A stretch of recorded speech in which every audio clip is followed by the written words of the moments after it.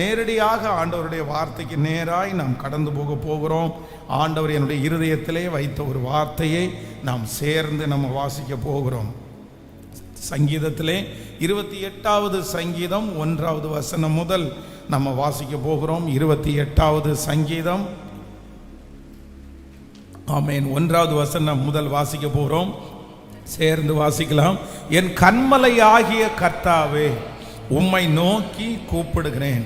நீர் கேளாதவர் போல மௌனமாயிராதே. நீர் மௌனமாயிருந்தால் நான் குழியில் இறங்குறவர்களுக்கு ஒப்பாவேன். இன்னொரு விசை கூட வாசிக்கலாம். 1வது 2வது வசனத்தை. என் கன்மலையாகிய கர்த்தாவே, உம்மை நோக்கி கூப்பிடுகிறேன். நீர் கேளாதவர் போல மௌனமாயிராதேயும். நீர் மௌனமாயிருந்தால் நான் குழியில் இறங்குறவர்களுக்கு ஒப்பாவேன். நான் உம்மை நோக்கி சத்தமிட்டு உம்முடைய பரிசுத்த சந்ததிக்கு நேராக கை எடுக்கையில் என் விண்ணப்பங்களின் சத்தத்தை கேட்டருளும். ஆமேன். கர்த்தருடைய பிள்ளைகளே, இந்த 1வது வசனத்திலே நீங்கள் வாசிக்கும் போது சங்கீதக்காரன் சொல்லும்போது ரொம்ப அழகாய் சொல்லுகிறார். நான் உம்மை நோக்கி சத்தமிட்டு கூப்பிடுகிறேன். நீர் கேளாதவர் போல மௌனமாயிராதேயும். நீர் மௌனமாய் இருந்தால் நான் குழியில் இறங்குறவர்களுக்கு ஒப்பாவேன். நீர் மௌனமாய் இருந்தால் நான் குழியில் இறங்குறவர்களுக்கு ஒப்பாவேன். சங்கீதக்காரன் இந்த சங்கீதத்தை ஒரு ஜெபமாக ஆண்டவருடைய சமூகத்திலே செய்கிறார். என்ன செய்கிறாருன்னா, ஆண்டவரே, நான் கூப்பிடுறேன், நான் சத்தம் போட்டு கூப்பிடுறேன், ஆனால் நீங்கள் என்ன பண்ணாதீங்க அப்படின்னு சொன்னால், நீங்கள் மௌனமாயிராதேயும். நீர் மௌனமாயிராதேயும். நீர் மாய் இருந்தால் நான் செத்து போகிறதற்கு சமானம், நான் குளிக்கு போகிறதற்கு சமானம். நீங்க பேசிதான் ஆகணும், நீங்க பதில் சொல்லி தான் ஆகணும், நீங்க அமைதியா இருக்க முடியாது அப்படின்னு இந்த இடத்துல சங்கீதக்காரன் ஆண்டவரை பார்த்து ஒரு ஜெபத்தை ஏறெடுக்கிறான். அப்போ இன்றைக்கு நான் கொடுக்க போகிற செய்தி, நம்முடைய வாழ்க்கையிலே ஆண்டவர் நிறைய நேரங்களிலே கர்த்தர் அமைதியாய் இருக்கிறார். கர்த்தர் அமைதியாய் இருக்கிறார். நம்முடைய வாழ்க்கையில நம்ம பிள்ளைகள் வைத்திருக்கிற தகப்பனாராக இருக்கலாம், தாயாராக இருக்கலாம். சில விஷயத்தை எல்லாரும் சொல்லிட்டே இருக்கும்போது அப்படியே அந்த அப்பா அமைதியாக இருப்பார், அம்மா அமைதியாக இருப்பாங்க. அமைதியாக இருக்கிறாங்க அப்படின்றதற்காக இவங்க ஒருவேளை அதை செய்ய முடியலையோ, இவங்களால செய்ய முடியாதோ அப்படின்னு நம்ம யோசிக்க முடியாது. அவர்களுக்கு அந்த காரியத்தை செய்ய முடியும். ஆனால் அவங்க அமைதியாக இருப்பதற்கு கண்டிப்பாக ஒரு நோக்கம் உண்டு, ஒரு காரணம் உண்டு.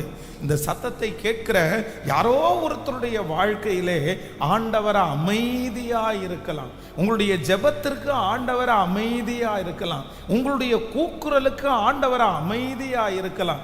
ஆண்டவரே, நீர் அமைதியாக இருக்கிறீரே, நீர் எந்த பதிலும் உம்மிடத்திலிருந்து வரலையே, எத்தனை வருஷமா நான் ஜெபம் பண்றேன், எத்தனை நாட்களாக நான் ஜெபம் பண்றேன், ஆனா எனக்கு ஒன்று கண்டிப்பாக தெரியும், ஆண்டவர் ஒரு காரியத்திலே கர்த்தர் அமைதியாய் இருப்பாரானால் அதுல நிச்சயமாய் தீமை இருக்காது. அவருடைய அமைதி உங்களுடைய வாழ்க்கையில ஒரு பெரிய மாற்றத்தை, ஒரு பெரிய விடுதலையை உண்டாக்கும் என்கிறதிலே சந்தேகமே இல்லை. பரிசுத்தவான்களுடைய வாழ்க்கையிலே, அநேகருடைய வாழ்க்கையிலே ஆண்டவர் கொஞ்ச நேரம் ஆண்டவர் அமைதியா இருந்தார். நான் நம்புகிறேன் இன்றைக்கு உங்க வாழ்க்கையில ஆண்டவர் அமைதியா இருக்கலாம். சில வருடங்களாக ஆண்டவர் அமைதியா இருக்கலாம், சில மாதங்களாக ஆண்டவர் அமைதியா இருக்கலாம். ஆனால் என்றும் ஆண்டவர் அமைதியா இருப்பது இல்லை. ரொம்ப நாள் ஆண்டவர் அமைதியா இருப்பது இல்லை. அந்த குறிப்பிட்ட நேரம் வரும்போது ஆண்டவர் எழும்பி நின்று நமக்காக யுத்தம் பண்ணி, உங்களுக்காக எனக்காக யுத்தம் பண்ணி, உங்களுக்காக எனக்காக அந்த காரியத்தை செய்து முடிப்பேன் என்று கர்த்தர் வாக்கு கொடுக்கிறார். நம்புகிறவர்கள் கரங்களை தட்டி, அமைதியாய் இருக்கிற தேவன் சீக்கிரமாய் நமக்காய் நியாயம் செய்கிறவர். ஹல்லேலூயா. இஸ்ரவேல் ஜனங்களுடைய வாழ்க்கையில வேதம் சொல்லுகிறது, கிட்டத்தட்ட ஆண்டவர் 400 ஆண்டுகள் கர்த்தர் அமைதியாய் இருந்தார். அவர்கள் பல ஜெனரேஷன், ஒவ்வொரு ஜெனரேஷன்ஸும் எப்படியாவது அந்த இடத்தை விட்டு வெளியே வரணும், அவ்வளவு கொடுமையை அனுபவித்தார்கள். ஆண்டவர் ஆனா அமைதியாய் இருந்தார். ஜனங்கள் கூக்குரலிட்டார்கள், ஆண்டவர் அமைதியாய் இருந்தார். ஜனங்கள் கண்ணீரோடு தன்னுடைய பிள்ளைகளை பறிகொடுத்தார்கள், கர்த்தர் அந்த இடத்துல அமைதியா இருந்தார். ரொம்ப ஆண்டுகள் அமைதியா இருந்தார். ஆனால் ஒரு நாள் ஆண்டவர் தன்னுடைய அமைதியை விட்டு வெளியே கர்த்தர் 10 வாதைகளுக்கு ஆண்டவர் கட்டளையிட்டார். வேதம் சொல்லுகிறது, இஸ்ரவேல் ஜனங்களுக்கு விரோதமாய் இருந்த அந்த எகிப்தினுடைய முழு காரியத்தையும் கர்த்தர் தகர்த்து எறிந்தார். நான் நம்புகிறேன் உங்க வாழ்க்கையில இதுவரையிலும் அமைதியாய் ஆண்டவர் இருந்திருந்தாலும் இன்னும் ரொம்ப காலம் ஆண்டவர் அமைதியாய் இருக்க மாட்டார். இஸ்ரவேல் ஜனங்களுக்காக எழும்பி நின்றது போல உங்களுக்காகவும் எனக்காகவும் கர்த்தர் எழும்பி நிற்பார். கர்த்தருடைய கரம் அந்த இடத்துல காணப்படும். ஆண்டவருடைய அற்புதம் அந்த இடத்துல கடந்து வரும். ஆமேன்.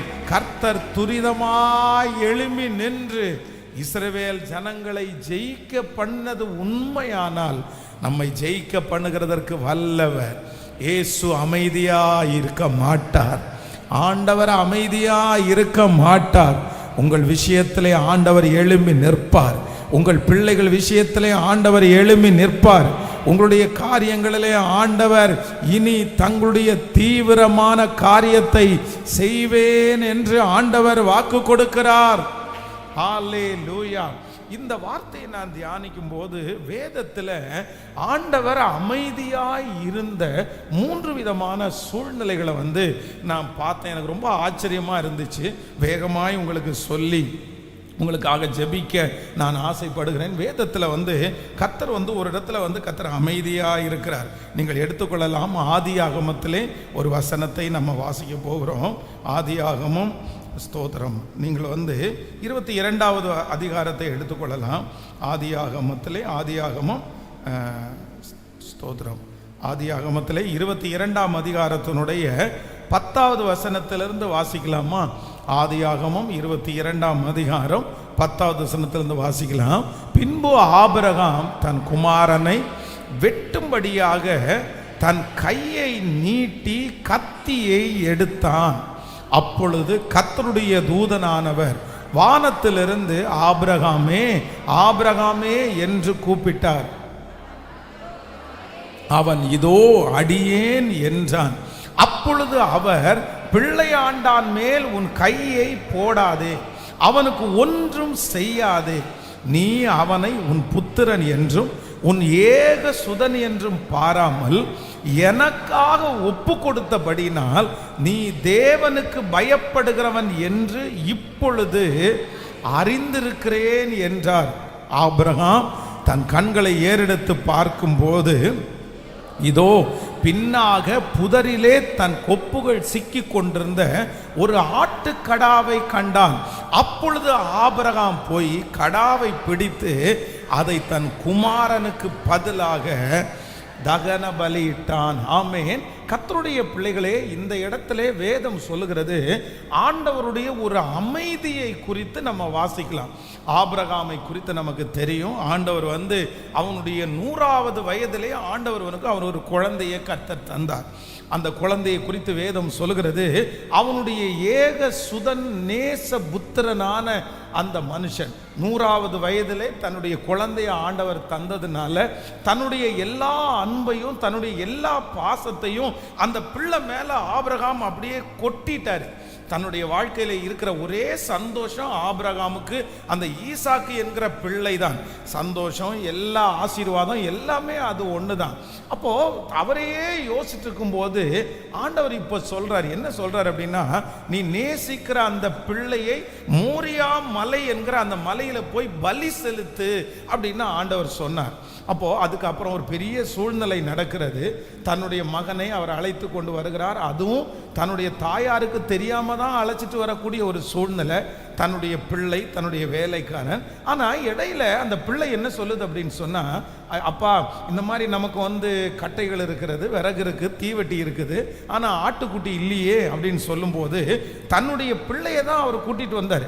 அப்ப தன்னுடைய மனசு வலிக்குது. தன்னுடைய பிள்ளையை இன்னும் கொஞ்ச நேரத்தில் கொண்டு போய் பலி செலுத்த போறாரு.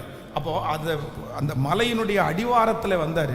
சரி, இப்போவும் ஆண்டவர் சரிப்பா நீ கிளம்பிட்ட, ஒன்று நான் நம்புறேன் அப்படின்னு சொல்லலை. அதுக்கு பிறகு அங்கிருந்து திருப்பி இவரும் தன்னுடைய மகனும் மலையின் மேல் ஏறி போகிறார்கள். கர்த்தர் அப்பொழுதும் அமைதியா இருக்கிறாரு. பலிபீடத்தை கட்டுற வரைக்கும் ஆண்டவர் அமைதியா இருக்கிறாரு. அந்த பிள்ளைய அந்த படுத்து பிள்ளைய கட்டுற வரைக்கும் ஆண்டவர் அமைதியா இருந்தாரு. எப்போ ஆண்டவர் சத்தம் போடுறார் அப்படின்னு சொன்னா, தன்னுடைய கத்தியை எடுத்து ஓங்கி இப்ப தன்னுடைய பிள்ளையை பலி செலுத்துவதற்காய், கொல்லுகிறதற்காய் அவர் ஆயத்தப்படும் போது ஆண்டவரிடத்திலிருந்து ஒரு சத்தம் வருது, பிள்ளையாண்டான் மேல் கையை போடாதே, அவனுக்கு எந்த சேதமும் நீ வருவிக்காத. அந்த இடத்துல ஆண்டவர் சொல்றார், நான் உன்னை நம்புறேன். எப்படி நம்புறேன்னா, அப்பொழுது அவர் பிள்ளையாண்டான் மேல் உன் கையை போடாதே, அவனுக்கு ஒன்றும் செய்யாதே, அவனை உன் புத்திரன் என்றும் உன் ஏக சுதன் என்றும் பாராமல் எனக்காக ஒப்பு கொடுத்தபடினால் நீ தேவனுக்கு பயப்படுகிறவன் என்று இப்பொழுது அறிந்திருக்கிறேன் என்றார். ஹல்லேலூயா. கர்த்தருடைய பிள்ளைகளே, அந்த கடைசி நேரத்திலே அப்படியே அந்த குழந்தைய, அந்த பிள்ளைய பலி செலுத்த போகிற அந்த நேரத்தில் ஆண்டவர் தன்னுடைய அமைதியில் இருந்து அவர் வெளியே வருகிறார். நான் நம்புறேன் கர்த்தர் இப்பொழுது உங்களுக்கு அமைதியா இருக்கிறது போல தான் தோணும். இப்ப எழும்பாத ஆண்டவர், இப்ப பேசாத ஆண்டவர் எப்ப பேச போறாரு அப்படின்னு உங்களுடைய கண்களுக்கு தோன்றும். ஆனா நான் நம்புகிறேன், கடைசி நேரத்தில் நமக்கு அற்புதம் செய்கிறதற்கு கர்த்தர் வல்லவராய் இருக்கிறார். ஆபத்து காலத்தில் என்னை நோக்கி கூப்பிடு, நான் உன்னை விடுவிப்பேன், நீ என்னை மகிமை படுத்துவாய். கைகளை உயர்த்தி ஒரு ஹல்லேலூயா சொல்லலாம். அப்போ ஆபிரகாமை ஆண்டவர் எதற்காக ஆண்டவர் அமைதியா இருந்தார் அப்படின்னு சொன்னா, அவனை கடைசி வரைக்கும் ஆண்டவர் சோதித்து எப்படி நம்புறார் அப்படின்னு சொன்னா, நீ தேவனுக்கு பயப்படுகிறவன் என்று இப்பொழுது அறிந்திருக்கிறேன்.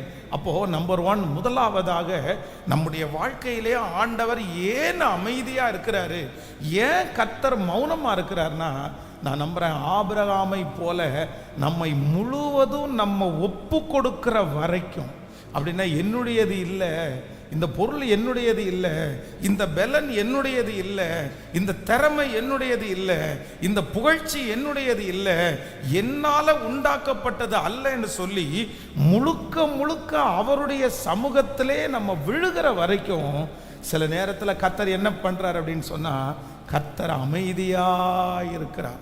உங்க வாழ்க்கையில ஒரு குறிப்பிட்ட ஒரு சூழ்நிலைக்குள்ள நீங்க இருக்கும்போது ஆண்டவர் அமைதியா இருக்கிறத பார்த்து ரிட்டன் வந்துடாதீங்க, பின்னாடி போயிடாதீங்க. ஆண்டவரே ஏன் அப்படின்னு சொல்லிட்டு இதுவரைக்கும் நீ எழும்பவே இல்லையேன்னு சொல்லிட்டு உங்க மனசுல எந்த தாங்கலும் வேண்டாம்.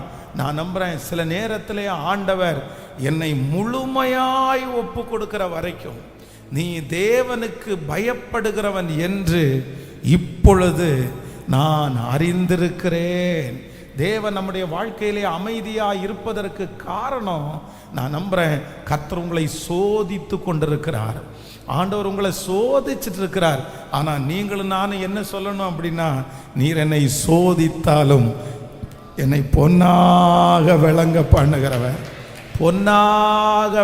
பண்ணுகிறவர். கையை மேல உயர்த்தி சொல்லுங்க, ஆண்டவரே கடைசி வரைக்கும் நீர் இரக்கம் செய்யும் வரைக்கும் நான் நிச்சயமா அமைதியா இருப்பேன். ஆண்டவரே, நான் உங்க கைக்குள்ள நான் அடங்கி இருப்பேன், நான் உங்களுக்கு கீழ்ப்படிவேன். ஆண்டவரே, நீர் உம்முடைய அமைதியை விட்டு திரும்புகிற வரைக்கும் ஆண்டவரே என்னிடத்துல என்ன ஒப்பு கொடுக்கணுமோ, என்னிடத்துல என்ன தாழ்த்தணுமோ, ஆண்டவரே நான் என்ன ஒப்பு கொடுத்துட்டே இருப்பேன். அது வரைக்கும் நீர் எனக்கு அமைதியா இருக்கிறீர் என்று எனக்கு தெரியும். ஆண்டவரே எந்த நிலைமை வந்தாலும் கடைசி வரைக்கும் உம்மை விட்டு பிரிவதே இல்லை. ஹல்லேலூயா. ஆண்டவர் இன்னும் உங்களை தாழ்த்துவதற்கு ஆண்டவர் எதிர்பார்க்கிறார். இன்னும் ஆண்டவரை நீங்க நம்புறதற்கு ஆண்டவர் எதிர்பார்க்கிறார். இன்னும் ஆண்டவருக்கு நீங்க கீழ்ப்படுகிறத கர்த்தர் எதிர்பார்க்கிறார். உங்களுடைய கடைசி அர்ப்பணிப்பு வரையிலையும் ஆண்டவர் என்ன பண்றார் அப்படின்னா, கர்த்தர் கவனிக்கிறார். ஆண்டவர் கவனிக்கிறார். ஆண்டவருடைய பிள்ளைங்க ஒன்று ரொம்ப ஞாபகம் வைக்கணும். தேவனுடைய அமைதி எது வரைக்கும் போகும் தெரியுமா? ஆண்டவருடைய அமைதி எது வரைக்கும் நீடிக்கும் அப்படின்னு சொன்னா, நீங்க உங்களை முழுக்க முழுக்க சரண்டர் பண்ணுகிற வரைக்கும் கண்டிப்பாக அந்த அமைதி சில நேரத்தில் திரும்பவே திரும்பாது. கடைசி நேரம் வரைக்கும் ஒரு மகளை திருமணம் பண்ணி கொடுத்தார் ஒரு தகப்பனார். ஒரு மிகப்பெரிய வசதி உள்ளவர், பெரிய கோடீஸ்வரர், பெரிய பலம், அரசியல் பலம் உள்ள ஒரு மனுஷன் அவர். அப்போ தன்னுடைய பிள்ளைக்கு சண்டை போட்டு அந்த பிள்ளை வீட்டில் வந்தாச்சு. அப்போ வீட்டில் வரும்போது இவர் என்னென்னமோ முயற்சி எடுத்தார், எவ்வளவோ ஜெபம் பண்ணினார், எத்தனை பேரையோ கூப்பிட்டு பேசினார். ஆனால் கூட அதிலிருந்து ஒரு பெரிய விடுதலை வரலை. அந்த கணவனும் அந்த பிள்ளையும் ஒன்று சேரவே இல்லை. அப்போ ஒரு காலகட்டத்தில் இவங்க ரெண்டு பேரும் பிரிஞ்சிருவாங்க அப்படின்ற ஒரு சூழ்நிலை வந்துருச்சு. அப்போ அவர் உடனே நினைச்சாராமா, இப்படி ஒருவேளை பிரிஞ்சிட்டாங்க அப்படின்னு சொன்னா என் மருமகனை நானே கொன்றுவேன், நான் ஆள் வச்சு அடிச்சு கொன்றுவேன், இல்லைன்னா நான் அவனை நேருக்கு நேர் போய் கத்தி எடுத்து வெட்டிடுவேன், அவனை பழி வாங்காம விடமாட்டேன். இப்படி நிறைய அவருக்குள்ள அந்த பழி வாங்குற எண்ணம் ஓடிட்டே இருந்துச்சாமா. ஆனா ஒரு நாள் ஆண்டவர் பேசினாராமா, நான் அமைதியா இருக்கிறது எதுக்கு தெரியுமா? உங்ககிட்ட இருக்கிற இந்த அர்ப்பணிப்பு முழுக்க முழுக்க நான் ஒன்றும் இல்லைன்னு நீ என்னைக்கு அர்ப்பணிக்கிறையோ அன்னைக்கு நான் உனக்கு இரக்கம் செய்வேன் அப்படின்னு ஆண்டவர் வாக்கு கொடுத்தாராமா. அன்றையிலிருந்து எல்லாத்தையும் அவர் தள்ளி வச்சிட்டாரு. அவருக்கு இருக்கிற அந்த கத்தி, அவர் வச்சிருந்தது எல்லாத்தையும் தூர வச்சுட்டு ஒவ்வொரு நாளும் ஆண்டவரிடத்துல அர்ப்பணிச்சார். என்னுடைய குறைகளை மன்னிங்க ஆண்டவரே, என்னுடைய குற்றங்களை மன்னிங்க ஆண்டவரே, நான் என்னால் எதுவும் பண்ண முடியாது, நான் எதுவும் செய்ய முடியாது, என் பிள்ளைய நான் வளர்த்துறது மட்டும்தான் என்னால் முடியும், மற்றது நீங்கள் தான் செய்ய முடியும். ஒரு பெரிய ஆச்சரியம் என்ன அப்படின்னா, எந்த மருமகன் அந்த பொண்ணு வேண்டான்னு சொன்னாரோ அந்த மருமகன் இல்லை நான் திரும்பவும் சேர்ந்து வாழ்கிறேன்னு சொல்லி அந்த குடும்பம் இன்றைக்கு ஒன்றாக்கப்பட்டிருக்கிறது. ஆண்டவருடைய பிள்ளைகளே, கர்த்தர் யாரோ ஒருத்தரிடத்தில் நேருக்கு நேர் பேசுகிறார். கர்த்தர் நேரடியாய் வாக்கு கொடுக்கிறார். நான் அமைதியாய் இருப்பதற்கு ஒரு காரணம் உண்டு. உங்களை முற்றிலுமாய் கீழ்ப்படிவதற்கு நேராய் கர்த்தர் அனுமதிக்கிறார். ஹல்லேலூயா. நீங்கள் கீழ்ப்படுகிற வரைக்கும் ஆண்டவர் அமைதியா இருப்பார். ஆனா நீங்க கீழ்ப்படிஞ்சிட்டீங்கன்னா அவருடைய அமைதியை விட்டு ஆண்டவர் மனம் மாறுவார். கர்த்தர் மனம் இறங்குவார். அவருடைய அமைதி கலைக்கப்படும். கர்த்தர் நம்மிடத்தில் எதிர்பார்க்கிறார், நீ இப்பொழுது கீழ்ப்படிந்தவன், எனக்கு நீ கீழ்ப்படுகிறவன். உன் பிள்ளையை விட என்ன முக்கியத்துவப்படுத்துறப்பா, உன் குடும்பத்தை விட நீ என்ன முக்கியத்துவப்படுத்துறப்பா, உனக்கு இருக்கிற எல்லாவற்றை விட நீ என்ன முக்கியத்துவப்படுத்துறேன்னு நான் இப்போ அறிஞ்சிருக்கிறேன். ஹல்லேலூயா. ஆண்டவர் ஒரு சில வேளைகளில் இந்த சத்தத்தை கேட்கிற உங்களை கர்த்தர் சோதிச்சுட்டே இருப்பார். சோதிக்கிற நீங்க கேட்டுட்டே வந்திருக்கலாம், ஆண்டவரே ஏன் அமைதியா இருக்கிறீங்க, ஏன் அமைதியா இருக்கிறீங்க? கர்த்தர் சொல்கிறார், முழுமையாய் ஒப்பு கொடுக்கிற வரைக்கும் அவர் அமைதியா இருக்கிறவர். ஆமென். சொல்லுங்க பார்க்கலாம், கையை உயர்த்தி, என்னுடைய முழுமையும் நான் ஒப்பு கொடுக்கிறேன் ஆண்டவரே, என்னுடைய முழுமையும் ஒப்பு கொடுக்கிற ஆண்டவரே. இனி கொஞ்சம் பலன் கூட என்னிடத்திலே செயல்படாது, இனி கொஞ்சம் ஞானம் கூட என்னிடத்திலே செயல்படாது. ஆண்டவரே, எல்லாம் செய்கிறவர் நீர்.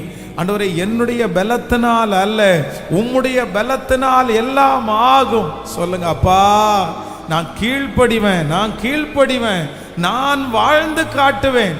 என்ன நீங்க தான் ஆண்டவரே நம்பணும். ஆண்டவரே, ஆபிரகாமை பார்த்து இப்பொழுது நீ என் வார்த்தைக்கு கீழ்ப்படுகிறவன் என்று அறிந்து கொண்டது. அந்த கத்தியை தூக்கும் போது ஒரு சத்தம் வருமானால், இன்றைக்கு பரலோகத்திலிருந்து ஒரு சத்தம் கடந்து வரட்டும், சத்தம் கடந்து வரட்டும். அப்பா, உம்முடைய மௌனத்தை விட்டு, உம்முடைய அமைதியை விட்டு நீர் வெளியே வருவீராக. நீர் பேச ஆரம்பிங்க அப்பா. அந்த பிள்ளையை பார்த்து பேச ஆரம்பிங்க ஆண்டவரே. அந்த மகனுடைய வாழ்க்கையை பார்த்து பேச ஆரம்பிங்க ஆண்டவரே. ஹல்லேலூயா. ஆண்டவருடைய அமைதி எப்போ ஆண்டவர் பேச ஆரம்பிப்பார் அப்படின்னு சொன்னா, 100% 100% ஒப்பு கொடுக்கிற வரைக்கும் சில நேரத்தில் ஆண்டவர் எப்படி இருப்பார்னு சொன்னா, கர்த்தர் அமைதியாவே இருப்பார், அமைதியாவே இருப்பார். நீங்க செக் பண்ணி பாருங்க, நீங்க செக் பண்ணி பாருங்க.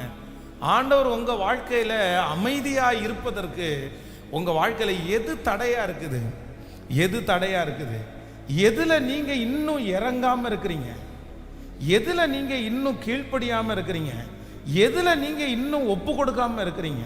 இந்த ஆபிரகாம் நினைச்சிருந்தார் அப்படின்னு சொன்னா பாதி வழியில விட்டுட்டு போயிருக்கலாம். வேண்டாம், இப்படியுமா ஆண்டவரை, இதுவரைக்கும் நீங்க என்ன புரிஞ்சுக்கலையா? நான் பாருங்க, மனைவிக்கு தெரியாம பாருங்க பிள்ளைய கூட்டிட்டு வர்றேன், இப்ப நீங்க பேசக்கூடாதா ஆண்டவரே? சரி, அதுவும் பரவாயில்ல. வழியில இருக்கும்போது இந்த பிள்ளை கேட்குது இல்ல, அப்ப பேசக்கூடாதா ஆண்டவரே? நான் மலையினுடைய அடிவாரம் வரைக்கும் வந்திருக்கேன்ல, இப்ப நீங்க என்ன நம்பலையா ஆண்டவரே? இப்போ நம்மளை பாருங்க, நம்முடைய பிள்ளைகள் கூட சில நேரத்தில் இந்த நம்பல அப்படின்னு இருக்காங்க பாருங்க. இந்த ஒரு சூழ்நிலை அவர்களால் கரெக்டாக கையாளவே முடியாது. நம்மளை நம்பல அப்படின்றது நமக்கு ரொம்ப கஷ்டமாக இருக்கும். நீங்கள் இந்த மாதிரி சிவானந்த காலனி வரைக்கும் வரீங்களா அப்படின்னு ஒருத்தர் கேட்குறாங்க. ஆமாம், நான் வர்றேன் அப்படின்னு சொல்லிட்டீங்கன்னு வைங்களேன். நீங்கள் கிளம்பிட்டீங்க, பாதி வழி வரைக்கும் போயிட்டீங்க, ஆனால் ஆப்போசிட்டில் இருக்கிறவங்க இன்னும் நீங்கள் கிளம்பலையா? உடனே என்ன, நான் கிளம்பி வந்துட்டேன், இல்லை பாதி வழி இல்லை, எனக்கு என்னமோ நம்பிக்கை இல்லை, நீங்கள் வந்ததுக்கு அப்புறம் தான் நான் நம்புவேன் அப்படின்னு சொன்னால் நமக்கு நிறைய பேருக்கு கஷ்டமாக இருக்கும். அப்போ நான் என்ன நம்புகிறேன்னா, இந்த ஆபிரகாம் வீட்டிலேருந்து கிளம்பிட்டாரு, பிள்ளையினுடைய வார்த்தையை கூட ஒரு பெரிய விஷயமா எடுக்காம வந்துட்டாரு, இப்போ மலையினுடைய அடிவாரத்தில் வந்துட்டாரு. ஆனால் ஆண்டவர் அமைதி அமைதி அமைதி அமைதி அமைதி. எது வரைக்கும் ஆண்டவர் அமைதி அப்படின்னு சொன்னால், கையில் கத்தியை தூக்குற வரைக்கும் ஆண்டவர், கத்தியை தூக்குற வரைக்கும் மட்டும் கிடையாது, எப்படி ஓங்கி தன்னுடைய கையை எடுத்து அப்படியே அந்த பிள்ளைய பலி செலுத்துக்க போகிற வரைக்கும் ஆண்டவர் என்னவா இருக்காருன்னா அமைதியா இருக்கிறாரு. காரணம் என்னன்னா, இப்ப சொல்றாரு, நீ கீழ்ப்படுகிறவன் என்று, கர்த்தருக்கு பயப்படுகிறவன் என்று நான் இப்பொழுது அறிஞ்சிருக்கிறேன்ப்பா. யாரையோ ஒருத்தரை பார்த்து ஆண்டவர் பேசுறாரு, யாரோ ஒருத்தருக்கு ஆண்டவர் பேசுறாரு. சிஸ்டர், ஆண்டவர் அமைதியா இருக்கிறதுக்கு ஒரு காரணம் உண்டு. பிரதர், அமைதியா இருக்கிறதுக்கு ஒரு காரணம் உண்டு. எங்கேயோ ஒரு %, எங்கேயோ ஒரு இடத்துல நீங்க இன்னும் ஆண்டவருக்கு ஒப்புரவாகாம இருக்கிறீங்க, இன்னும் ஆண்டவருக்கு நீங்க கீழ்ப்படியாம இருக்கிறீங்க, இன்னும் அந்த காரியத்துல நீங்க விட்டு கொடுக்காம இருக்கிறீங்க, இன்னும் அந்த இடத்துல நான் தான் அப்படின்னு நிக்கிறீங்க, இன்னும் அந்த இடத்துல எனக்கு எனக்கு அப்படின்னு நீங்க நிறைய பேர் நிக்கிறீங்க.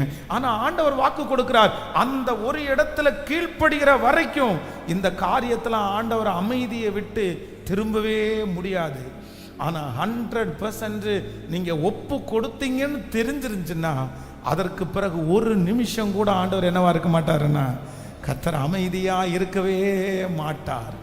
உங்களுக்கு தெரியும், உங்களுக்கு தெரியும், உங்களை ஆண்டவர் நடத்துகிற பாதை உங்களுக்கு தெரியும், எந்த இடத்துல நீங்க ஒப்பு கொடுக்கணும்னு ஆண்டவருக்கு தெரியும். ஏதோ ஒரு வாலிப தம்பி தங்கச்சி உன்னுடைய வாழ்க்கையில இதை மட்டும் நீ பிடிச்சி வச்சிருக்கலாம், இந்த ஒரு சின்ன காரியத்தை மட்டும் பிடிச்சி வச்சிருக்கலாம். ஆண்டவரே, இதை மட்டும் எனக்கு விட்டு தாருங்க, நான் தான் 90% நான் உண்மையா இருக்கேன்ல, இது எல்லாத்துலயும் உண்மையா இருக்கேன்ல, இந்த இடத்துல நான் இறங்கி போக முடியாது.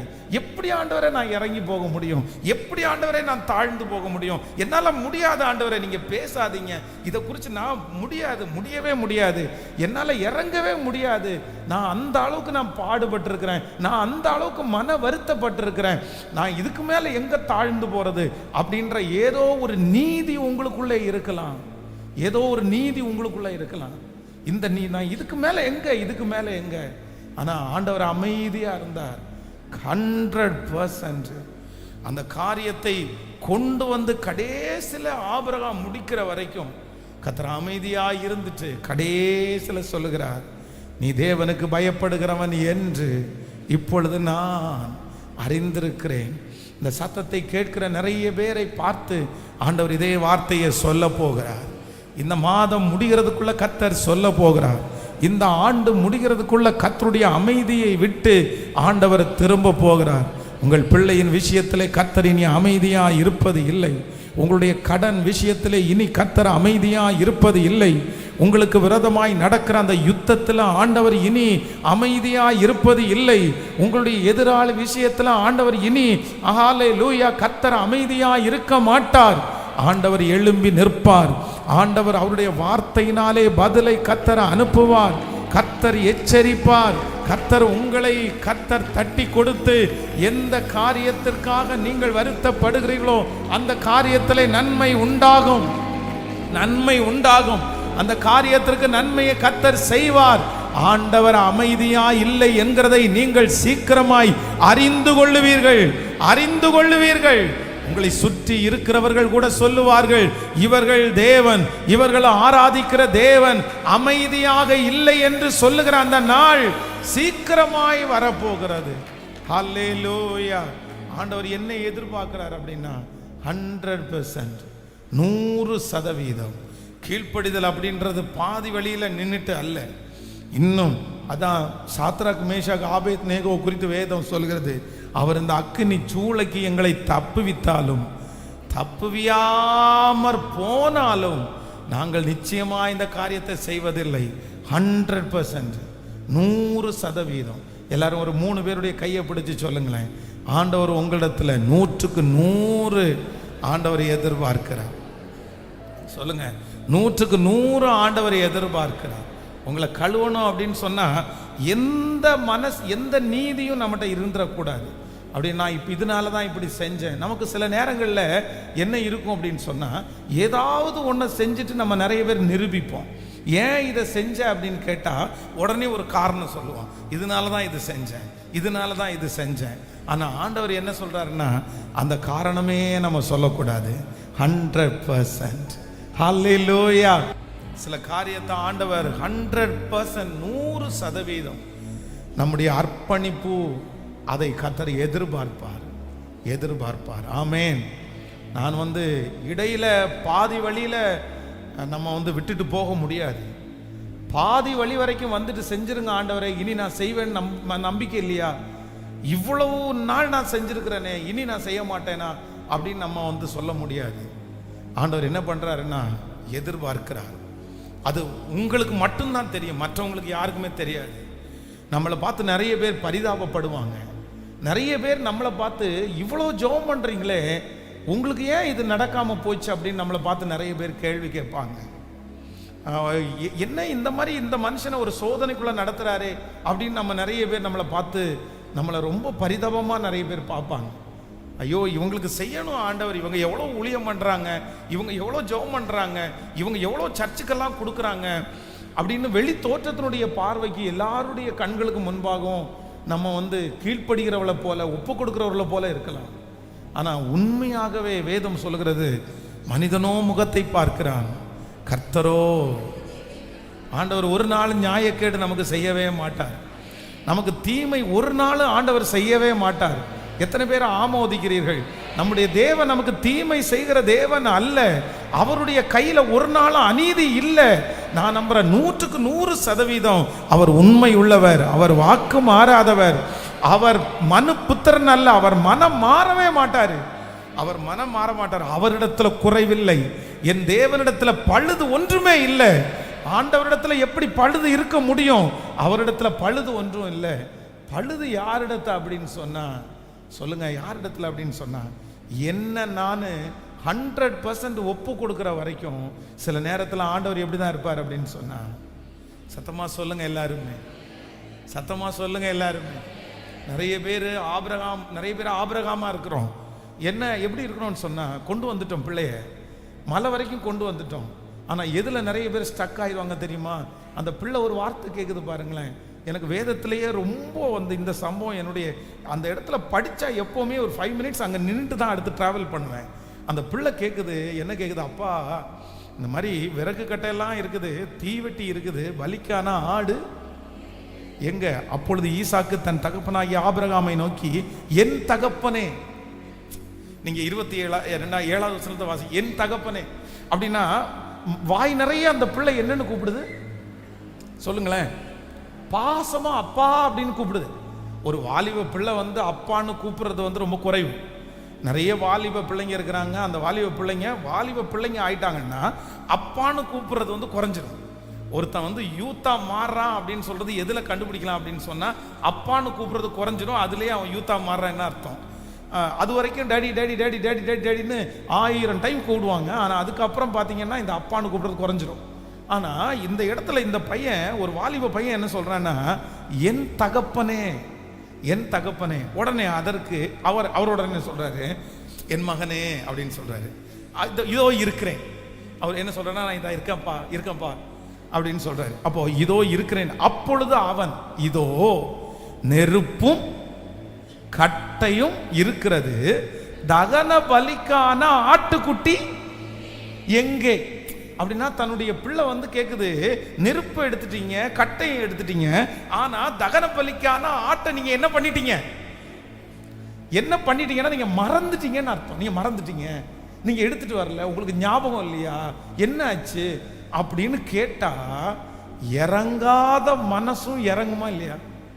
நீங்க இந்த சிச்சுவேஷனுக்கு போனா என்ன பண்ணிருப்பீங்க? உடனே அந்த இடத்துல ஒரு 5 நிமிஷம் உட்காருப்பான்னு தனியா போயிட்டு ஆண்டவரத்துல ஜெபம் பண்ணி, இன்னுமா என்ன நம்பாம இருக்கிறீங்க? இந்த பிள்ளை எப்படி கேக்குது பாருங்க.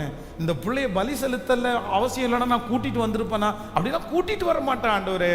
உங்களை நான் 100% உங்களுக்கு கீழ்ப்படுகிறேன். எனக்கு பிள்ளையை விட நீங்க தான் ஆண்டவரே முக்கியம். ஆனா இந்த பிள்ளை பேசுறது பார்த்தா எனக்கு கஷ்டமா இருக்கு ஆண்டவரே. ஆனா ஆபிரகாம் ஒன்றும் செய்யல. அடுத்து திரும்ப டிராவல் பண்றாரு. மலை வரைக்கும் டிராவல் பண்ணி கீழே அடிவாரத்தில் வந்துட்டாங்க. அங்க வேலைக்காரங்களை நிப்பாட்டிட்டு என்ன சொல்றாருன்னா, நானும் என்னுடைய மகனும் போய் தகன பலியை செலுத்திட்டு நாங்க என்ன பண்ணுவோம், திரும்பி அவருடைய டிராவல் பாருங்க, நிக்கவே இல்லைங்க. எது வரைக்கும் நிக்கல தெரியுமா? நான் நம்புறேன் அந்த பிள்ளைய வந்து அந்த கட்டை மேல வச்சு கட்டும்போது சிரிச்சுட்டா கட்டியிருப்பாரு, இல்ல பெரிய வெறியோடைய கட்டியிருப்பாரு. 100 years 100 வயது தாண்டி கிடைக்கிற பிள்ளை, அதுவும் தன்னுடைய பாசம் மொத்தத்தையும் அங்க கொட்டிட்டாரு. ஆண்டவரே சொல்லும் போது என்ன சொல்றாரு அப்படின்னா, உன்னுடைய ஏகசுதன் நேசகுமாரன். ஏகசுதன், இந்த லவ் வேர்ட்ஸுக்கு அவ்வளவு மீனிங். தன்னுடைய இது எல்லாத்தையும் அந்த பிள்ளைக்கு கொட்டிட்டாரு. ஆனா ஆண்டவர் அமைதியா இருக்கிறாரு. போ போ போ, இன்னும் அர்ப்பணி, இன்னும் விட்டு கொடு, இன்னும் தாழ்ந்து போ, இன்னும் இறங்கு, இன்னும் மேல போ. எது வரைக்கும் தெரியுமா? எது வரைக்கும்?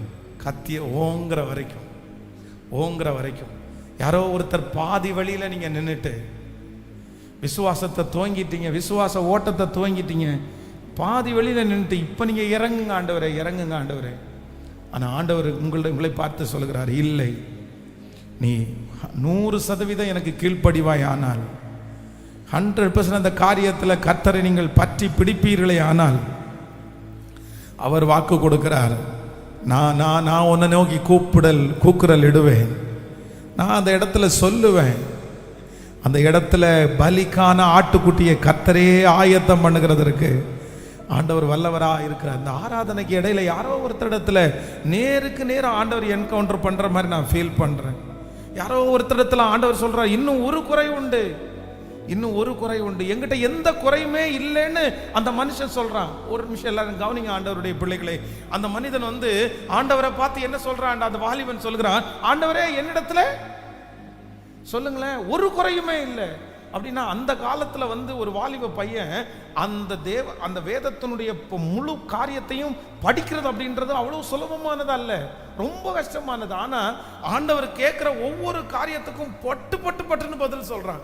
ஆமா, நான் சின்ன வயசுல இருந்தே செஞ்சிருக்கிறேன். எப்போல இருந்து? சின்ன வயசுல இருந்தே செஞ்சிருக்கிறான். ஒன்றும் இல்லை, நான் எல்லாத்துலையும். ஆனா அத்தனை பர்ஃபெக்ஷனா,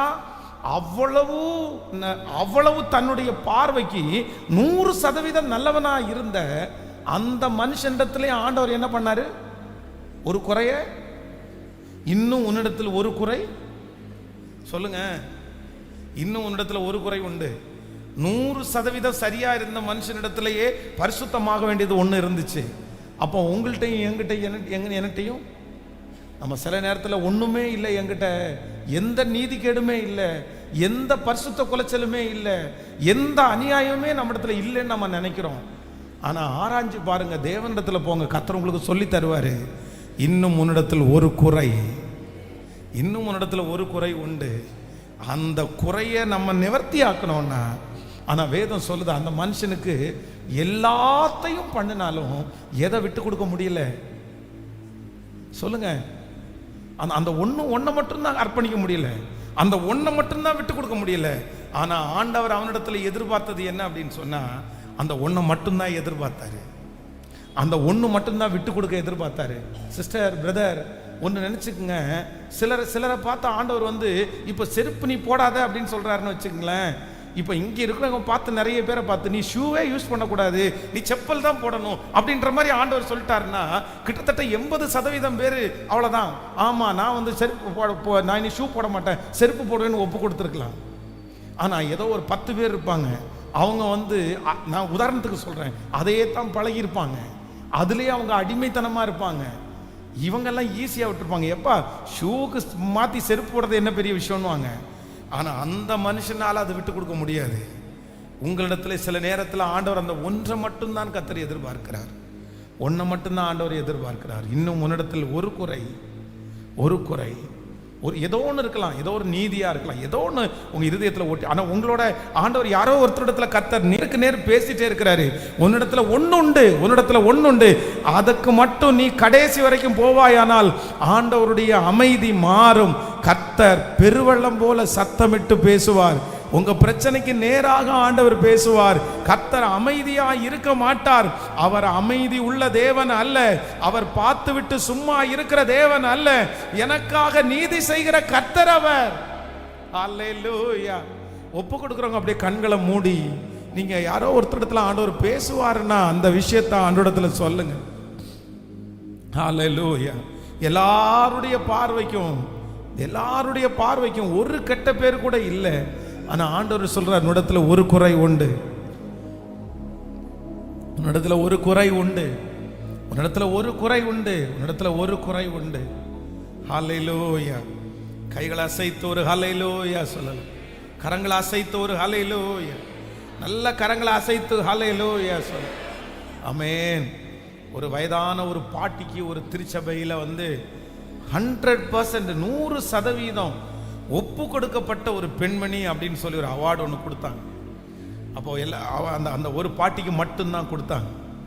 அந்த ஒரு பாட்டிக்கு கொடுத்துட்டு அந்த அவார்டை கையில் வாங்கும்போது அவங்களுடைய கையெல்லாம் அப்படியே ரொம்ப சிவரிங் ஆகுது. அந்த பாஸ்டர் சொல்கிறார், இத்தனை நாள் இந்த விசுவாசியை பார்க்குறேன், அவங்க யார்கிட்டையும் கோவப்பட்டு நான் பார்த்ததில்லை.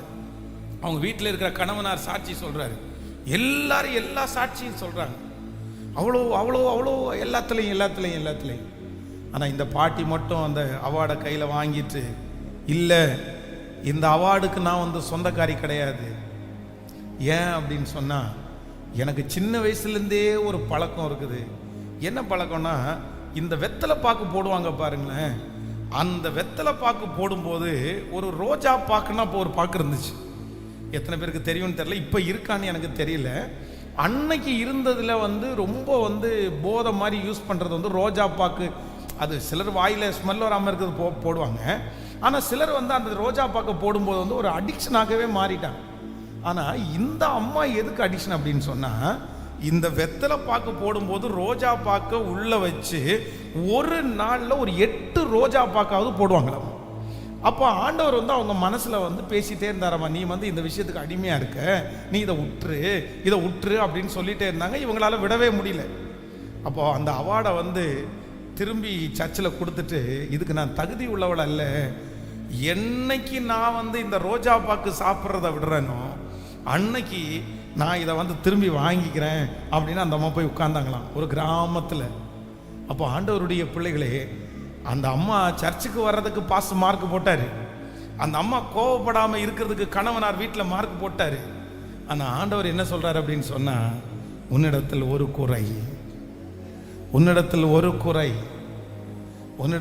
குறை, பரிசுத்தம் உள்ளவன் இன்னும் பரிசுத்தமாகட்டும், நீதி செய்கிறவன் இன்னும் நீதி செய்யட்டும். அதான் பாடணும் அல்ல, கணுக்கால் அளவு அல்ல, முழங்கால் அளவு அல்ல, நீந்தி நீந்தி மூழ்கத்தக்கதாய், மிதந்து மிதந்து மகிழத்தக்கதாய் நம்மை நடத்துகிற ஒரு தேவன் நம்மோடு கூட இருக்கிறார். அவர் அமைதியா இருக்கிற தேவன் அல்ல, அவர் அமைதியா இருக்கிற தேவன் அல்ல. இன்னைக்கு பர்சனலா ஆண்டவரிடத்துல போய் பேசுங்க. ஆண்டவரே, என்னிடத்துல இருக்கிற அந்த குறைகள் மாறட்டும், மாறட்டும். ஆண்டவரே, என்னிடத்துல இருக்கிற குறைகள் மாறட்டும், என்னிடத்துல இருக்கிற குறைகள் மாறட்டும். ஆமென். ஸோ நம்பர் 2, இரண்டாவதாக ஆண்டவர் சில நேரங்களில் வந்து நம்முடைய வாழ்க்கையில் ஆண்டவர் வந்து ரொம்ப அமைதியாக இருக்கிறார்.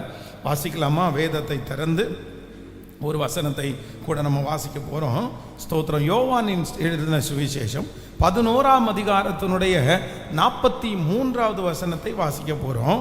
ஆமென். 41வது வசனத்திலிருந்து வாசிக்கலாமா? யோவான் சுவிசேஷம் 11ஆம் அதிகாரத்தினுடைய 41வது வசனத்திலிருந்து வாசிக்கலாம். அப்பொழுது மரித்தவன் வைக்கப்பட்டிருக்கிற இடத்திலிருந்து கல்லை எடுத்து போட்டார்கள். இயேசு தம்முடைய கண்களை ஏறெடுத்து, பிதாவே, நீங்கள் 11ஆம் அதிகாரத்தினுடைய 1வது வசனத்தை வாசிக்கலாமா? 11வது அதிகாரத்தினுடைய 1வது வசனத்தை வாசிக்கலாம். 11ஆம் யோவான் எழுதின சுவிசேஷம் 11ஆம் அதிகாரம் 1வது வசனம். மரியாளும் அவன் சகோதரி ஆகிய மார்த்தாளும் இருந்த பெத்தானியா கிராமத்தில் உள்ளவனாகிய லாசரு என்னும் ஒருவன் வியாதிப்பட்டு இருந்தான். கர்த்தருக்கு பரிமள தைலம் பூசி தன் தலைமயிரினால் அவருடைய பாதங்களை துடைத்தவள் அந்த மரியாளே. அவளுடைய சகோதரனாகிய லாசரு வியாதியாய் இருந்தான். அப்பொழுது அவருடைய சகோதரிகள், ஆண்டவரே, நீர் சிநேகிக்கிறவன் வியாதியாய் இருக்கிறான் என்று சொல்ல அவரிடத்திற்கு ஆள் அனுப்பினார்கள். இயேசு அதை கேட்டபோது, இந்த வியாதி மரணத்திற்கு ஏதுவாயிராமல் தேவனுடைய மகிமை விளங்குவதற்கு ஏதுவாயிருக்கிறது, தேவனுடைய குமாரனும் அதனால் மகிமைப்படுவார் என்றார். இயேசு மார்த்தாளிடத்திலும் அவருடைய சகோதரனுடைய லாசரிடத்திலும் அன்பாயிருந்தார். அடுத்த வசனத்தை வாசிக்கலாம். அவன் வியாதியாய் இருக்கிறதாக அவர் கேள்விப்பட்ட போது தாம் இருந்த இடத்திலே பின்னும் 2 நாள் தங்கினார். ஹலோ, கவனிங்க ஆண்டவருடைய பிள்ளைகளே, இந்த இடத்துல வேதம் சொல்லுது, இதுல ஒரு பெரிய சப்ஜெக்ட். இதுல என்னென்ன முக்கியத்துவப்படுத்துறாங்க அப்படின்னு சொன்னா, 2 பேர், மார்த்தாள் மரியாள். இந்த மார்த்தாள் மரியாளுடைய சம்பவம் உங்களுக்கு எல்லாருக்கும் தெரியும். அப்படின்னா ஆண்டவர் வந்து நிறைய வீட்டில எல்லாம் போய் ஆண்டவர் ஸ்டே பண்ணல. எந்த வீட்லையும் போய் ஆண்டவர் ரொம்ப பெருசா சாப்பிட்டதாகவோ உட்கார்ந்ததாகவோ நமக்கு சொல்லப்படலை. ஆனால் மார்த்தாள் மரியாளுடைய வீட்டுக்கு ஆண்டவர் போயிருக்கிறார். அப்போ வந்து மார்த்தாள் வந்து அவன் வந்து சமைக்கிறதுக்காக போறாள், மரியாள் வந்து தேவ சமூகத்தில் உட்கார்ந்தா. இது ஒரு பெரிய சாப்டர். ஆனா இந்த இடத்துல என்ன பண்றாங்க அப்படின்னு சொல்றாங்க அப்படின்னா, இந்த இடத்துல சொல்லப்படுகிற இந்த மரியாள் யார் அப்படின்னா, தன்னுடைய தலைமயிரினால் அவருடைய பாதத்தை தன்னுடைய கண்ணீரினால் நனைச்சு தலைமயிரினால் பாதத்தை துடைத்தவள். ஆண்டவருடைய ஊழியத்தில் ஆண்டவர் எத்தனையோ பேரை சந்திச்சாரு. அவரை தேடுகிற, அவரை ஆராதிக்கிற எத்தனையோ பேரை ஆண்டவர் சந்திச்சாரு. ஆனா அவரை சந்தித்ததிலேயே ரொம்ப ஒரு அப்படின்னா தன்னுடைய மனசுக்கு பிடிச்சது யார் அப்படின்னு சொன்னா, இந்த மரியாள் தான். அது சாதாரணமானது அல்ல. தன்னுடைய கண்ணீர்னால ஆண்டவருடைய பாதத்தை நனைச்சு தலைமயிர வச்சு தொடச்சதுனால, ஐயோ, இந்த மகளை மாதிரி யாருமே செஞ்சதில்லைப்பான்னு அன்னைக்கே ஆண்டவர் மெச்சிக்கிட்டார். இப்போ அவங்கள ரொம்ப நேசிக்க ஆரம்பிச்சார். இந்த லாசரு ரொம்ப நேசிக்க ஆரம்பிச்சார். இப்போ லாசரு வியாதியா இருக்கிற செய்தி அவருக்கு கொடுக்கப்படுகிறது. தனக்கு தலைமையினால் துடைத்தவர்கள், தான் நேசிக்கிறவர்கள். ஆனா வேதம் சொல்கிறது, கர்த்தர் எப்படி இருந்தார் அப்படின்னு சொன்னா, அமைதியா இருந்தார் ஆண்டவர். பின்னும் அந்த கேள்விப்பட்டதுக்கு பிற்பாடு கூட அவர் வியாதியாய் இருக்கிறதாக அவர் கேள்விப்பட்ட போது இருந்த இடத்திலே பின்னும் 2 நாள் தங்கினார். அடுத்த வசனத்தை வாசிக்கும் போது, 7வது வசனத்தை நம்ம வாசிக்கும். அதன் பின்பு அவர் தம்முடைய சீசர்களை நோக்கி, நாம் மறுபடியும் யூதேயாவுக்கு போவோம், வாருங்கள் என்றார். அடுத்து அதற்கு சீசர்கள், ரபி, இப்பொழுதுதான் யூதர்கள் உம்மை கல்லறிய தேடினார்களே, மறுபடியும் நீர் அவ்விடத்திற்கு போகலாமா என்றார்கள். அடுத்த வசனம், இயேசு பிரதியுத்தரமாக, பகலுக்கு 12 மணி நேரம் இல்லையா? ஒருவன் பகலிலே நடந்தால் அவன் இந்த உலகத்தில் வெளிச்சத்தை காண்கிறபடியினால் இடரமாட்டான். ஒருவன் இரவிலே நடந்தால் தன்னிடத்தில் வெளிச்சம் இல்லாதபடியினால் இடருவான் என்றார். அடுத்து, இவைகளை அவர் சொல்லிய பின்பு அவர்களை நோக்கி, நம்முடைய சிநேகிதனாகிய லாசரு நித்திரை அடைந்திருக்கிறான், நான் அவனை எழுப்ப போகிறேன் என்றார். அதற்கு அவருடைய சீசர்கள், ஆண்டவரே, நித்திரையாய் இருந்தால் சுகமடைவான் என்றார்கள். அடுத்த வசனம், இயேசுவானவர் அவனுடைய மரணத்தை குறித்து அப்படி சொன்னார், அவர்களோ நித்திரை செய்து இளைப்பாறுதலை குறித்து சொன்னார் என்று நினைத்தார்கள். அப்பொழுது இயேசு அவர்களை நோக்கி, லாசரு மரித்து போனான் என்று வெளிப்படையாய் சொல்லி, நான் அங்கே இராததினால் நீங்கள் விசுவாசம் உள்ளவர்கள் ஆகிறதற்கு ஏது உண்டென்று உங்கள் நிமித்தம் சந்தோஷப்படுகிறேன். இப்பொழுதும் அவனிடத்திற்கு போவோம் வாருங்கள் என்றார். அப்பொழுது திதிமு எண்ணப்பட்ட தோமா மற்ற சீசர்களை நோக்கி, அவரோடு கூட மரிக்கும்படி நாம் போவோம் வாருங்கள். ஹலோ, இப்போ இந்த சம்பவம் உங்களுக்கு இந்த வசனத்தை வாசிக்கும் போதே புரிஞ்சிருக்கும். இப்போ என்ன நடக்குது அப்படின்னு சொன்னா, ஆண்டவர் கிளம்பிட்டாரு.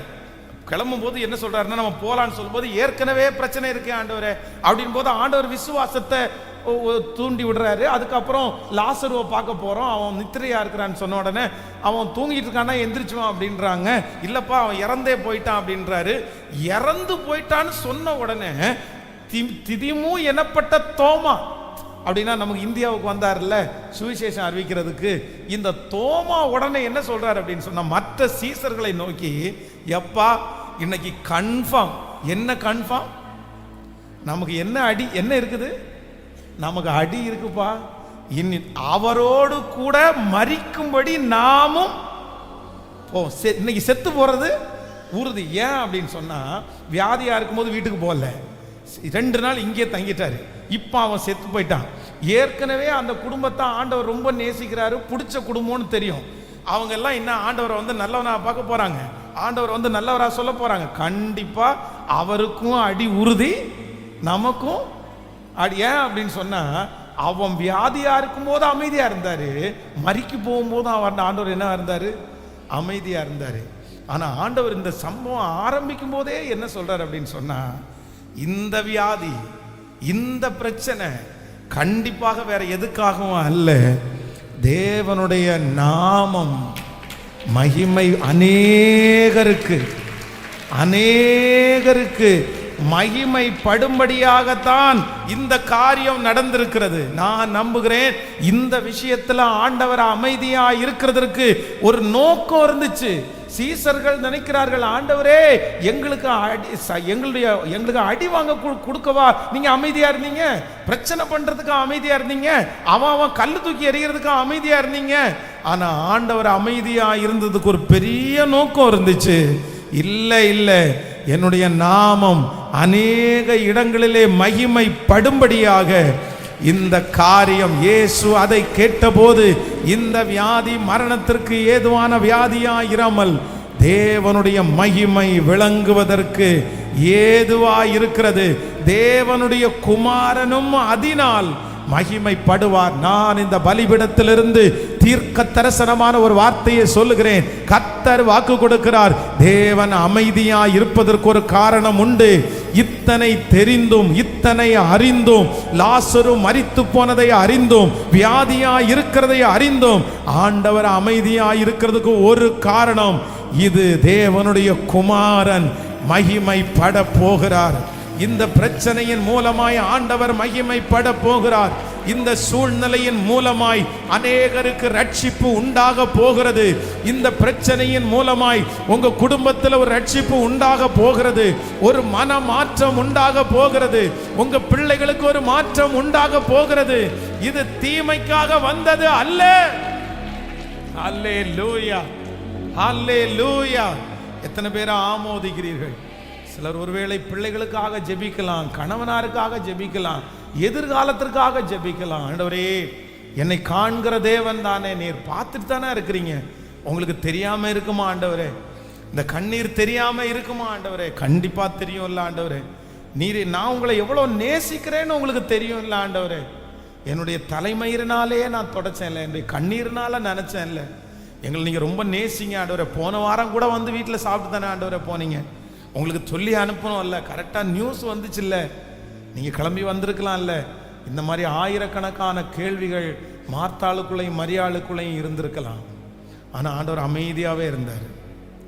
ஆண்டவர் அமைதியாக இருந்தார். சீடர்களால் புரிஞ்சிக்கவே முடியல, இவர் நல்லவரா கெட்டவரா, இவர் நல்லவரா கெட்டவரா.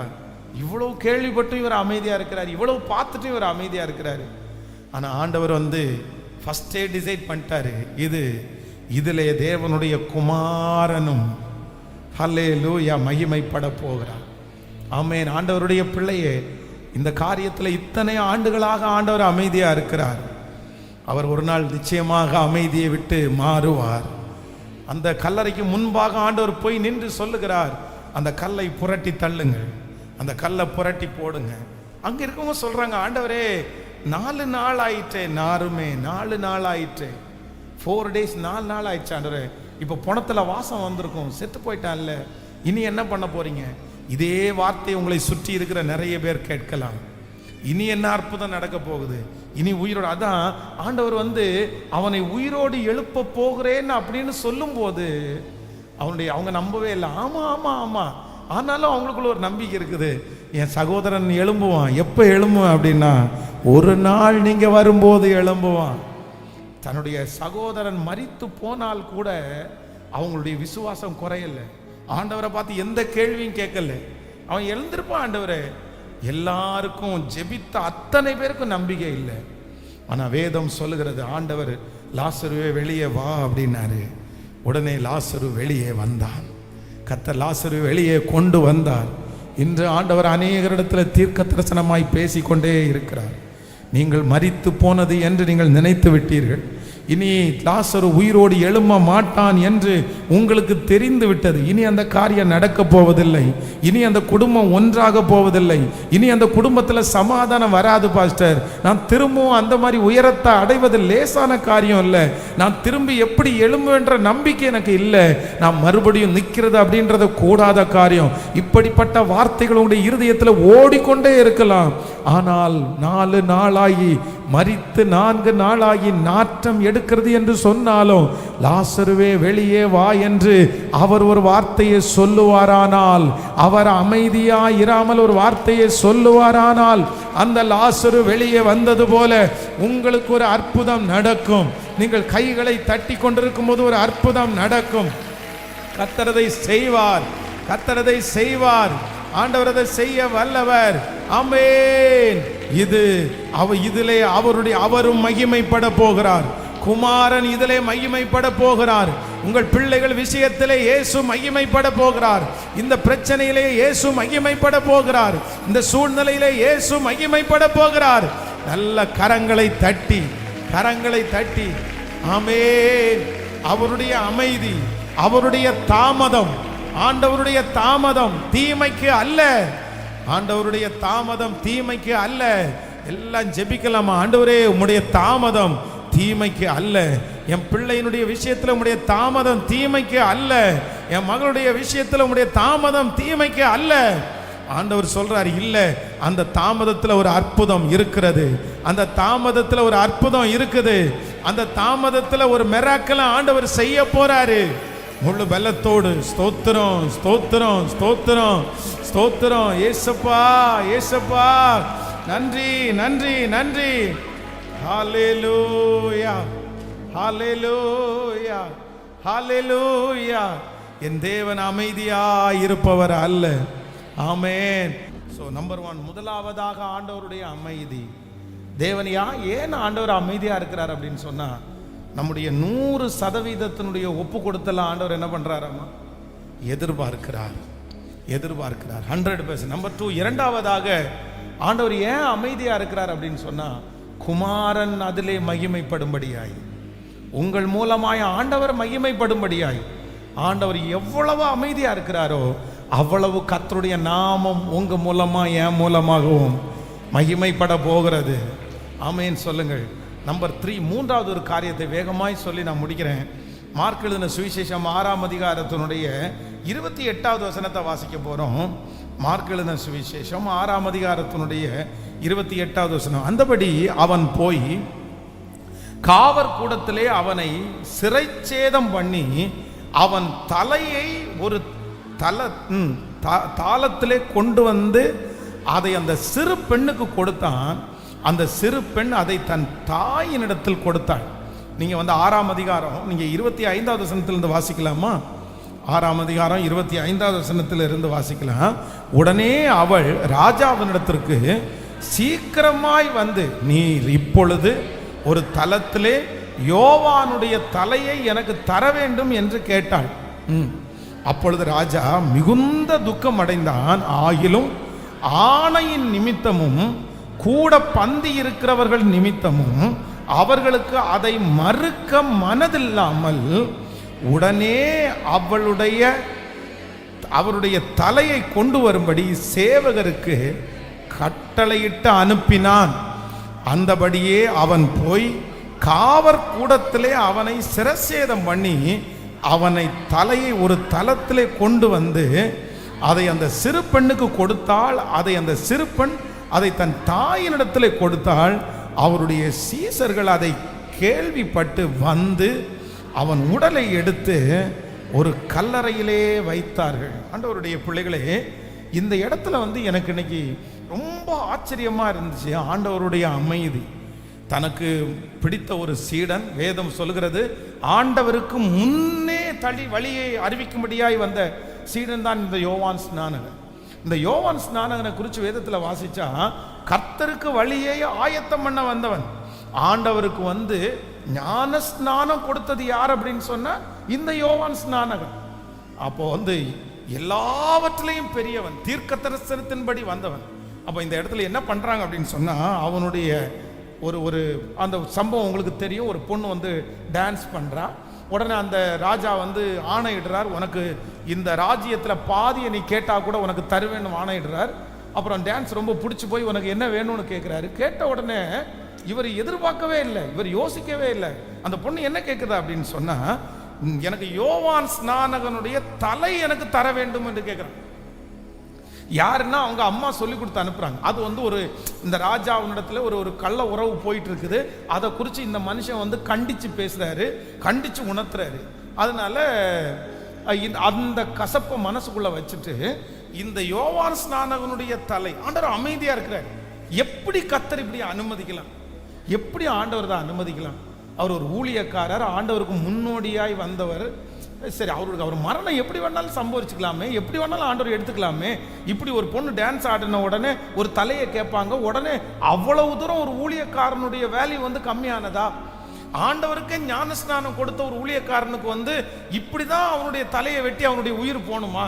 இந்த மாதிரி நிறைய கேள்வி. ஆனா ஆண்டவர் எல்லாவற்றிலும் அமைதியா இருந்தார். எதுவுமே. அதே போல அவங்க சொன்ன உடனே அந்த தலையை வெட்டி ஒரு தட்டில் கொண்டு வச்சுக்கிறாங்க. அதை கொண்டு போய் அந்த அம்மாட்ட கொடுத்துட்டாங்க. முடிஞ்சிச்சு. சீடர்கள் எடுத்து அடக்கம் பண்ணி விட்டாங்க.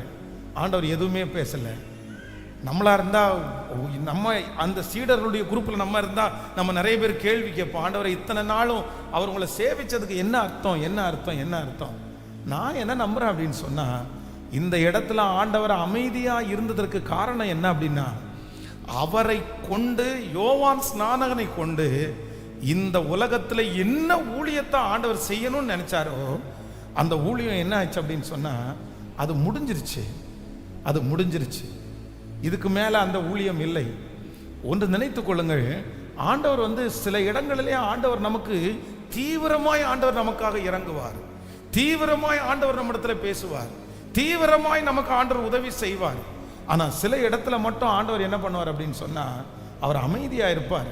காரணம் என்ன அப்படின்னு சொன்னா, நம்ம பார்வையில, நம்ம கண்ணோட்டத்துல அந்த வேலை முடியல. ஆனா ஆண்டவருடைய கண்ணோட்டத்தில் அது என்ன ஆச்சு அப்படின்னு சொன்னா, finished, அவ்வளவுதான். நம்ம கண்ணோட்டத்தில் அது தீமை, நம்ம கண்ணோட்டத்தில் அது இழப்பு, நம்ம கண்ணோட்டத்தில் அது நெகட்டிவ், நம்ம கண்ணோட்டத்தில் அது பார்க்கும்போது தோல்வி.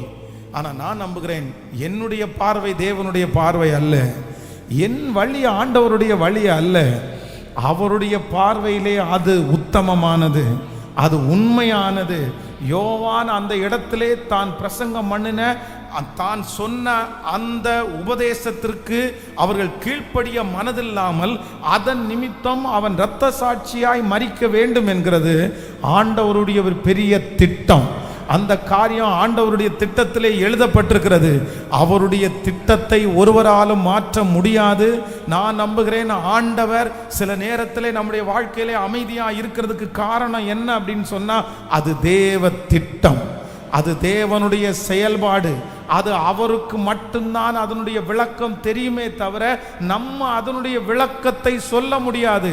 ஆனால் ஒன்று நமக்கு சொல்ல முடியும், அவர் எதை செய்தாலும் நன்மைக்காகவே செய்கிறவர். கண்டிப்பாக அதில் தீமை என்கிற ஒன்று இருக்கவே இருக்காது. நம்முடைய பார்வைக்கு தீமையா இருந்தாலும் அவருடைய பார்வைக்கு அது நன்மையாகவே இருக்கிறது. ஹல்லேலூயா. கைகளை உயர்த்தி ஆமேன் சொல்லுங்க பார்க்கலாம். என் தேவன் அமைதியா இருப்பது இல்லை, என் தேவன் அமைதியா இருப்பதில்லை. கடலை பார்த்து ஆண்டவர் இறையாதே அமைதலா இரு என்று சொன்ன தெய்வம் அவர் அமைதியா இருப்பது இல்லை. இந்த நாட்களிலே ஆண்டவர் நமக்காய் காரியங்களை கர்த்தர் செய்ய போகிறார்.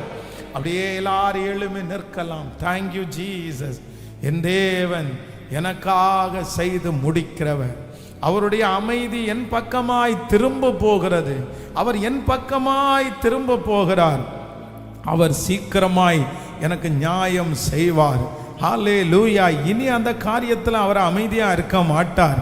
இனி அந்த காரியத்தில் ஆண்டவர் அமைதியா இருக்க முடியாது. சீக்கிரமாய் ஆண்டவர் பேசுவார், சீக்கிரமாய் ஆண்டவர் எழும்பி நிற்பார். கைகளை எல்லாரும் உயர்த்தி சொல்லுவோம், தேவனே நீர் அமைதியா இராதேயோ.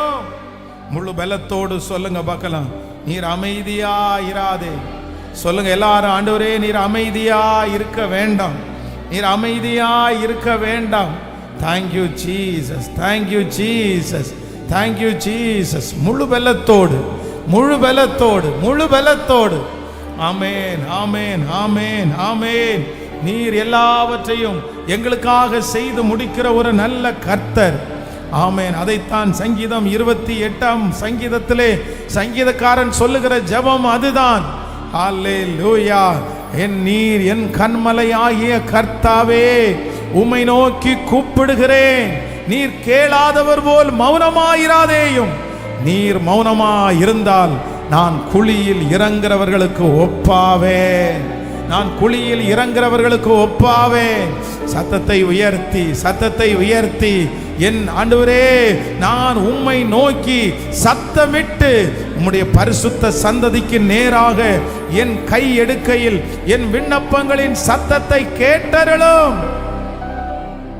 ஹல்லேலூயா. அமைதியாயிராதேயும், சும்மா இராதேயும், அமைதியாயிராதேயும்.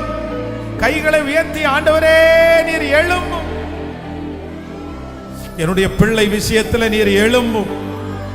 சொல்லுங்க, எந்தெந்த காரியத்தை குறித்து கேட்கணுமோ ஏசப்பாட்ட சொல்லுங்க, ஆண்டவரே நீர் அமைதியா இராதேயும். ஜெபிக்க ஜெபிக்க சங்கீதக்காரனுடைய ஜெபம், சங்கீதக்காரனுடைய ஜெபம் நமக்கு வரட்டும். நீர் அமைதியா இராதேயோ. ஆண்டவரே இவ்வளவு நாள் அமைதியா இருந்தீங்களே போதும்பா, இத்தனை வருஷம் அமைதியா இருந்தது போதும் ஆண்டவரே. ஆனா இன்னைக்கு எழும்பி நில்லுங்க ஆண்டவரே, நீர் அற்புதம் செய்யும் ஆண்டவரே. உம்முடைய அற்புதத்திற்காக நாங்க காத்திருக்கிறோம் ஆண்டவரே. சொல்ல சொல்ல அந்த மகிமை நிறைய பேர் மேல கடந்து வருது. சொல்லுங்க, அப்பா எந்த விஷயத்துல ஆண்டவர் இறங்கணுமோ அந்த விஷயத்துல ஆண்டவர் இன்னைக்கு இறங்க போறாரு. ஸ்தோத்திரம். நன்றி ஆண்டவரே, நன்றி ஆண்டவரே, நன்றி ஆண்டவரே. கிருப கிருப கிருப. ஸ்தோத்திரம் ஸ்தோத்திரம் ஸ்தோத்திரம் ஸ்தோத்திரம் ஸ்தோத்திரம். பலப்படுத்துகிற கிறிஸ்து, எனக்காக யாவையும் செய்து முடிக்கிற ஒரு நல்ல தேவன், எனக்காக யாவையும் செய்து முடிக்கிற தேவன். ஹல்லேலூயா. கோடி நன்றி ஆண்டவரே. உம்முடைய வல்லமையை விட்டு எழும்பி, உம்முடைய மகிமையை விட்டு எழும்பி எங்களுக்காக பரிதபிக்கக்கூடிய பிரதான ஆசாரியர், எங்களுக்காக பேசுகிற பிரதான ஆசாரியர், எங்களுக்காக வந்து நிற்கிற பிரதான ஆசாரியர், நீர் ஒரு நாளும் அமைதியா இருக்கிற தேவன் அல்ல. அமைதியா இருக்கிற தேவன் அல்ல. இந்த சத்தத்தை கேட்கிற எந்த பிள்ளைகள் ஆண்டவரே இத்தனை நாள் ஆச்சே நீர் அமைதியா இருக்கிறீரே அப்படின்னு சொல்லுவார்களானால், இந்த ஆண்டு முடிகிறதற்குள்ள நீங்க அமைதியா இல்லைன்றத, என் பிள்ளையினுடைய ஜெபத்திற்கு நீங்க அமைதியா இல்லை, அவங்க பிரயாசத்துக்கு நீங்க அமைதியா இல்லைன்றத நீங்க நிரூபிக்க போகிறதற்காக உமக்கு நன்றி அப்பா. நன்றி ஆண்டவரே. உம்முடைய திருக்கரத்திலே முழுவதுமாக சமர்ப்பிக்கிறோம். எங்களோடு நீ நடத்துவீராக. இயேசுவின் மூலம் பிதாவே, ஆமென்.